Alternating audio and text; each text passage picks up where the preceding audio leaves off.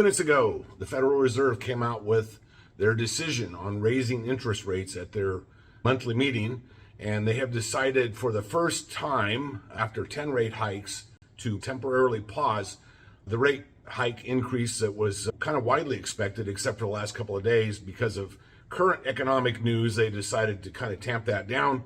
And at least here during the month of June, they've said, no, we're not going to go ahead and raise interest rates right now. That's the good news. The bad news is, in conjunction with that, they just announced, and I'm reading the ticker as it's coming in off of CNBC, that they are anticipating 2 more rate hikes later this year, both a quarter point apiece. Now, just because they say they're anticipating it doesn't mean it's going to happen, but the fact that they did say they're anticipating it versus, it's likely or probable, people revolve on these words that the Fed comes up with. Specific words mean a lot of things, but when they use the term anticipated, it's probably pretty certain that we're going to have a rate increase. So with one hand, the government gives you a bonus, and with the other hand, they take it away times 2. It's just going to mess up the market. The Dow is happy right now. The market is coming up as a result of no increase today. The next meeting is July 25 and 26, I believe, and we'll see if they're going to raise rates at that point. We have been tamping down inflation to the point where we're getting within the striking range of what they're looking for, which is a 2% number, which in my opinion is total BS anyway. It doesn't matter because the inflation that we're seeing is caused by the U.S. government's money policy, not true inflation, although there are obviously some specific cases of true inflation.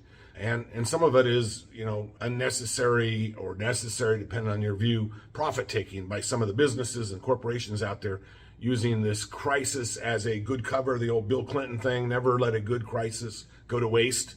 And they're taking the swirling parts and they're using it as opportunity to increase profits, because profits for a lot of businesses have been down.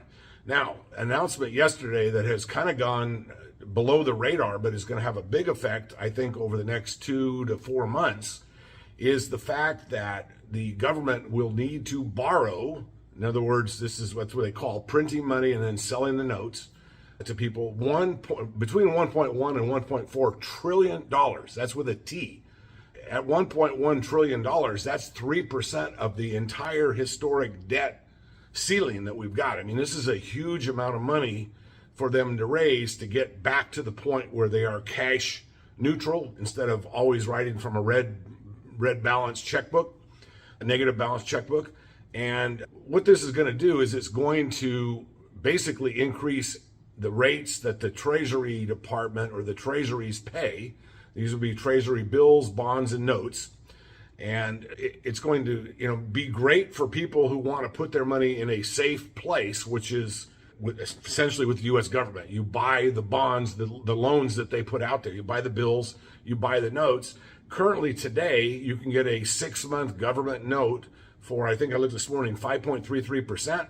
You can get a 1-year note for 5.23%. Those are really good numbers, and they sure as heck beat the savings rate that you're going to get at your regular bank, which, is in the 2% range, depending on, some banks are offering more, but essentially what the banks do is they borrow the money from you. You put the money in deposit as a savings account or checking account.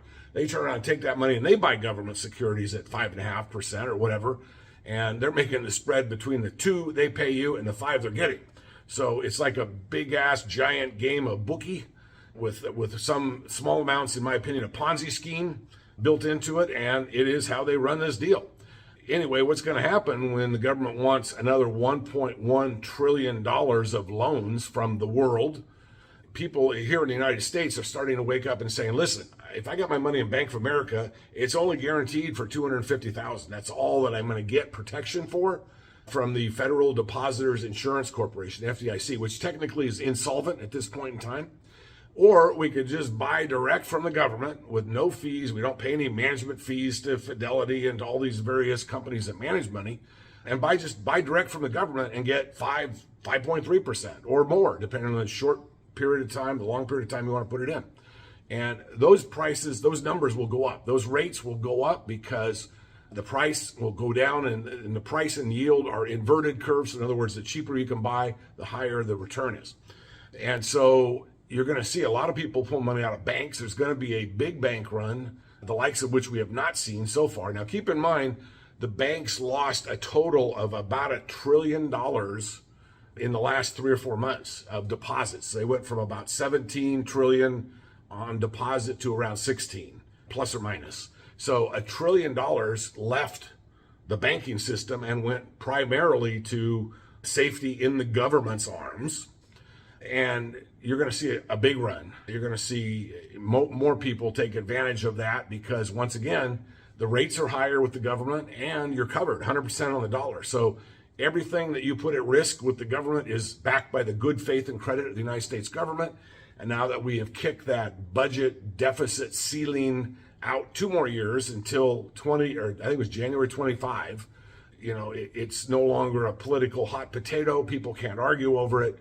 The government can borrow essentially ad nauseum as much as they want, whenever they want.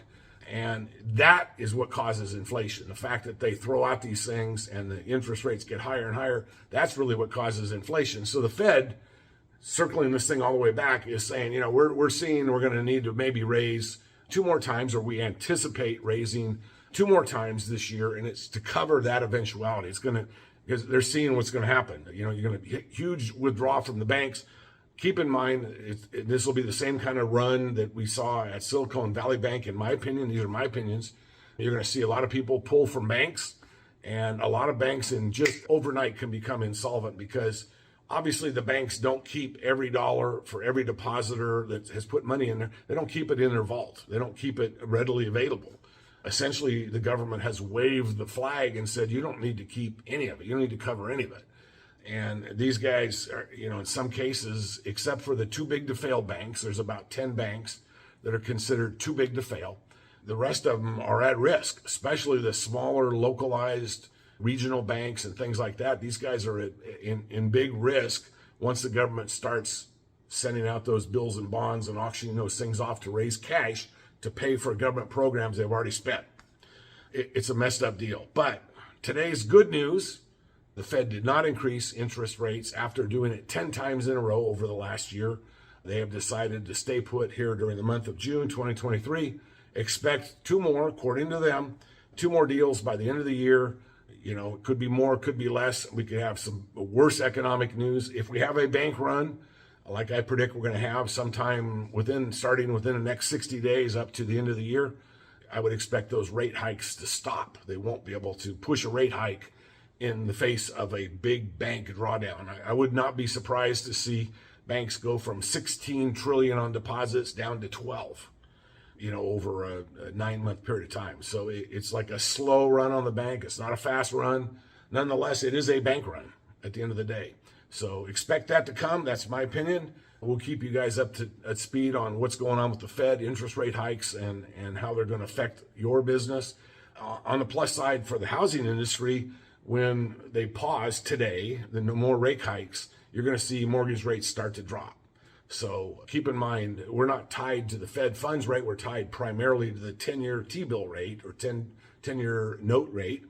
And that, has remained fairly low. It's lower than, you make less money on a 10-year borrow to the government, loan to the government, than you do on a 60-day or 6-month or 9-month loan to the government today. So as long as that inverted yield curve stays the same, we're going to continue, I think, to see some interest rates drop. Once the government does say, we're actually going to drop interest rates a 1/4 point, you're going to see a huge drop in mortgage rates, I believe, at that point in time. In the meantime, the market's still looking good out there. There's not enough product on the market for the number of buyers that are out there. And even at 7% mortgage rates, people can still afford a house. Hey, thank you for watching. If you get a minute, I would love to hear your comments about what you think of these videos. Feel free also to put in any topics down here in the comment section, things that you'd like to hear me discuss. Any questions you want, go ahead and put in here. We'll make sure we get a video on it when we get time. And as always, please like and subscribe. Hit that ring the bell button as well to get notified every time there is a new video. Thanks a lot, everybody.